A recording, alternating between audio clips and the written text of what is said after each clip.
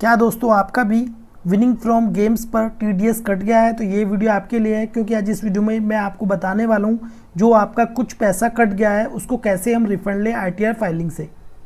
तो दोस्तों ये वीडियो बहुत ज़्यादा इंपॉर्टेंट होने वाली है, बने रही इस वीडियो के साथ। और यदि अभी तक आपने मेरा यूट्यूब चैनल सब्सक्राइब नहीं किया है तो कर लीजिए ऐसी बेनिफिशियल वीडियोज़ के लिए।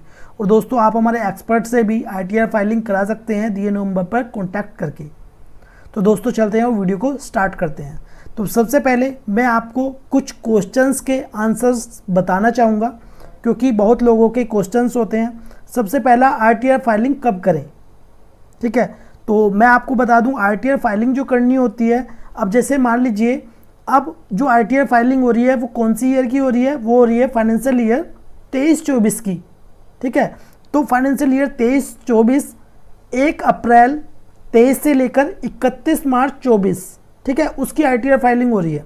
तो आपका यदि टीडीएस कटा है अप्रैल 23 से लेकर 31 मार्च 24 के बीच में, ठीक है, तो आपकी जो आईटीआर फाइलिंग होगी वो होगी करंट असेसमेंट ईयर 24-25 में, यानी कि अब जो आईटीआर फाइलिंग हो रही है।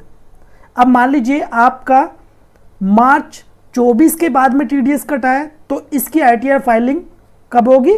नेक्स्ट ईयर, यानी कि 2025 में होगी। ठीक है, लास्ट डेट सेम ही रहेगी 31 जुलाई। तो मैं उम्मीद करता हूँ आपको समझ में आ गया होगा आईटीआर फाइलिंग कब करनी होती है। हम बैक ईयर्स की आईटीआर फाइलिंग करके अपना रिफंड ले सकते हैं?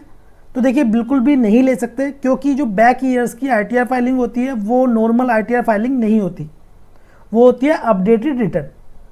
तो as per rule updated return में हम टीडीएस क्लेम नहीं कर सकते। यदि हम टीडीएस क्लेम नहीं करेंगे तो हमें रिफंड भी नहीं मिलेगा। ठीक है, तो बैक ईयर्स की आईटीआर फाइलिंग तो हो सकती है, लेकिन जो रिफंड है वो आपको नहीं मिलेगा। क्लियर? अब देखिए यदि आपकी टैक्सेबल इनकम है, ठीक है, यदि आपकी टैक्सेबल इनकम है किससे? विनिंग फ्रॉम गेम से, या कोई भी इनकम हो सकती है अदर सोर्सेज से, सैलरी से, कैपिटल गेन से। ठीक है, तो आपको आईटीआर फाइलिंग करना कंपलसरी है, अदरवाइज आपके पास नो फाइलिंग आईटीआर का नोटिस आ सकता है। ठीक है, तो यदि आपकी इनकम जो आपका टीडीएस कटा है जिस पर वो इनकम होती है, ठीक है, वो इनकम यदि 2.5 लाख से अबव है तो आपको आईटीआर फाइलिंग करना अनिवार्य है, कंपलसरी है। अदरवाइज आपके पास नॉन फाइलिंग रिटर्न का नोटिस आ सकता है। ठीक है, अब इसमें नेक्स्ट क्वेश्चन है, रिफंड कब तक आता है या कब तक मिलता है? आपकी आईडी रजिस्टर्ड होती है, आईडी रजिस्टर्ड होने के बाद आईटीआर फाइलिंग होती है। आईटीआर फाइलिंग होने के बाद आपकी आईटीआर प्रोसेस्ड होती है। वो डिपेंड करता है किस पर? इनकम टैक्स पोर्टल पर या इनकम टैक्स डिपार्टमेंट पर। ठीक है, वो आपकी आईटीआर को कब प्रोसेस्ड करें।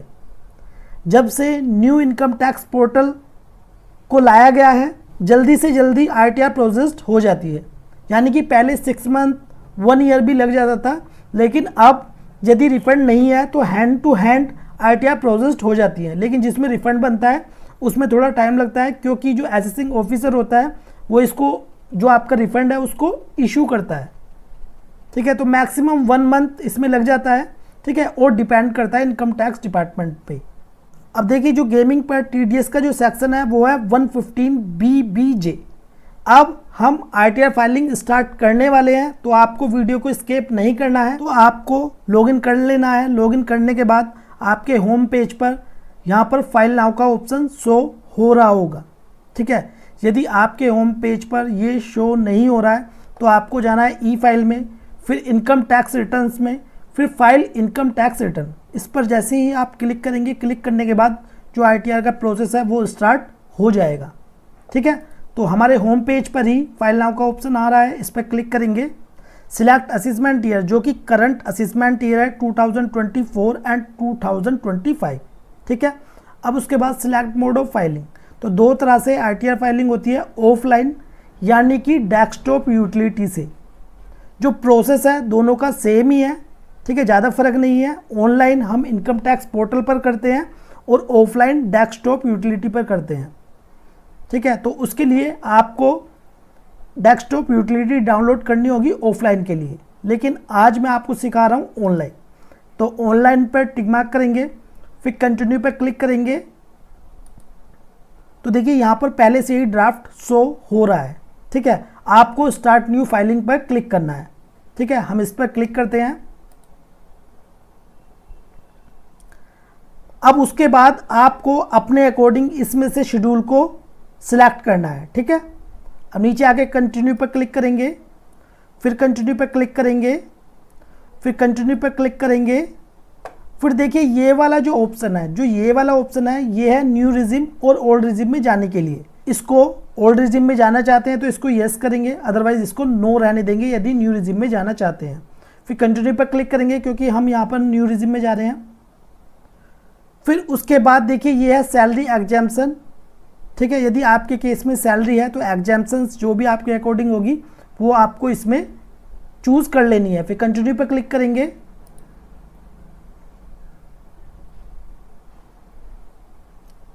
अब उसके बाद देखिए डिडक्शन, तो हम जा रहे हैं यहाँ पर न्यू रिजिम में। तो न्यू रिजिम में हम कोई भी डिडक्शन क्लेम नहीं कर सकते, सिर्फ सैलरी पर स्टैंडर्ड डिडक्शन जो कि 50,000 होती है वही हम क्लेम कर सकते हैं। तो कंटिन्यू पर क्लिक करेंगे।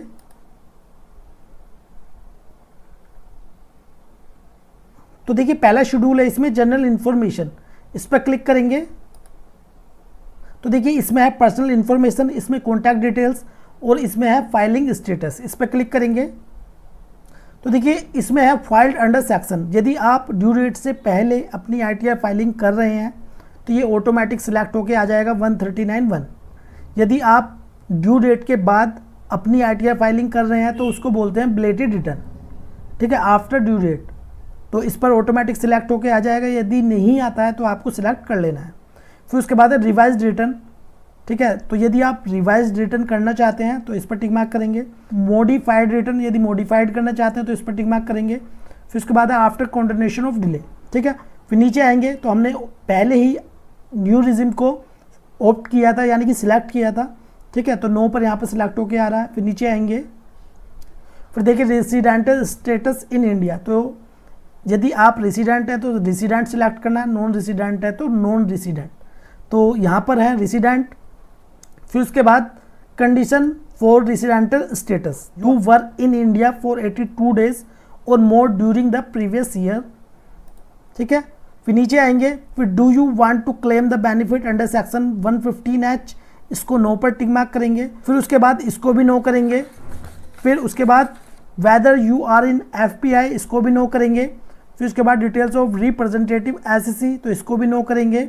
और डिटेल्स ऑफ डायरेक्टरशिप, यदि आप किसी कंपनी में डायरेक्टर हैं तो आप इसे यस करेंगे, अदरवाइज इसको नो पर टिक मार्क रहने देंगे। फिर उसके बाद details of unlisted equity share, ठीक है। तो यदि आपके पास इक्विटी शेयर है किसी कंपनी में, ठीक है, यहाँ पर बात हो रही है किसी कंपनी में, ठीक है, आप डायरेक्टर होंगे और आपके पास इक्विटी शेयर है तो उस कंडीशन में आपको यहाँ पर फिल करना है। फिर उसके बाद सेव पर क्लिक कर देंगे, ठीक है। और इसमें बैंक डिटेल्स है, तो बैंक आपको वो फिल करना है जो कि आपका प्री वैलिडेटेड होना चाहिए। प्री वैलिडेटेड से मतलब पहला आपके जो बैंक अकाउंट है उसमें पैन नंबर लिंक होना चाहिए। यदि आपका पैन नंबर लिंक नहीं रहेगा अकाउंट नंबर में तो आपका वो प्री वैलिडेटेड नहीं होगा और आपकी ITR फाइलिंग नहीं हो पाएगी, ठीक है।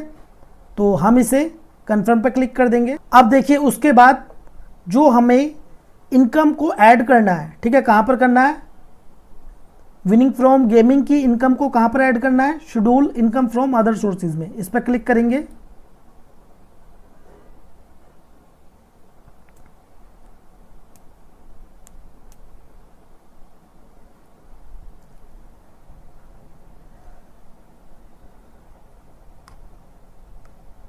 अब उसके बाद यहाँ पर है income chargeable at special rate, ठीक है, इस पर क्लिक करेंगे।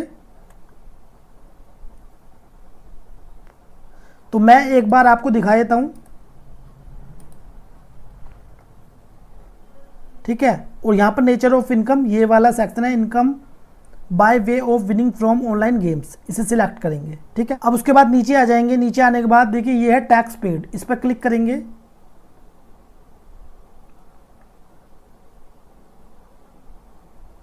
तो यदि आपका TDS कटा है सैलरी से तो यहाँ पर शो होगा, यदि आपका TDS कटा है सैलरी को छोड़कर कहीं भी तो यहाँ पर शो होगा। जैसे कि हमारा TDS यहाँ पर शो हो रहा है, ठीक है। कितना TDS कटा है यहाँ पर 25,013 रुपये। कितना 25,013 रुपये। इसे कन्फर्म पे क्लिक कर देंगे। अब उसके बाद नीचे आएंगे और TTI पे क्लिक करेंगे।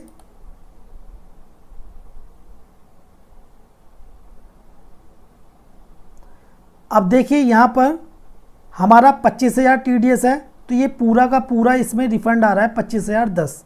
अब जैसे मान लीजिए आपका TDS 25,000 से ज़्यादा है, मैं फिर से रिपीट कर रहा हूँ, यदि आपका TDS 25,000 से ज़्यादा है तो देखिए इसमें आपको 20 प्लस यानी कि 23,000 प्लस आपका रिफंड हो जाएगा, चाहे आपका TDS कितना भी क्यों ना हो, क्योंकि वो भी आपका इस वजह से रिफंड हो रहा है क्योंकि इसमें रिबेट है, रिबेट अंडर सेक्शन 87A जो कि 25,000 रुपये है, ठीक है। तो इस वजह से आपका वो रिफंड आ रहा है, अदरवाइज़ वो भी आपका रिफंड नहीं मिलता।